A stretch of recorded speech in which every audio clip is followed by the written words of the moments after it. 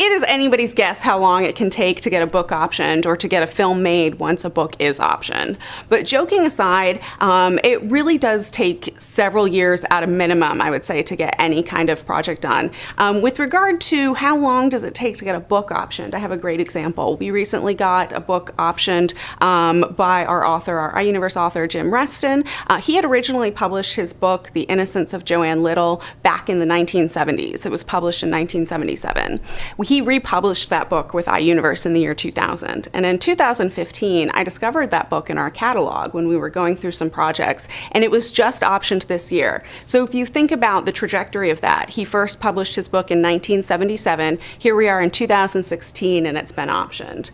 Now you contrast that with something like Still Alice, which was published by iUniverse in 2006 and released as a feature film in 2014. So that's about a 7 or 8 year turnaround time, which is really, really, really fast for Hollywood standards. It really is, it can be a bit of a crapshoot how long these things take. What's key is getting the right people involved in the project. You really want to have the right pieces to come together to make it happen. The movie Titanic, which was a worldwide global success, James Cameron had that script written in the early 1980s. Nobody was interested in it. Everybody knows the story of the Titanic. The boat sinks. How are we going to tell that again?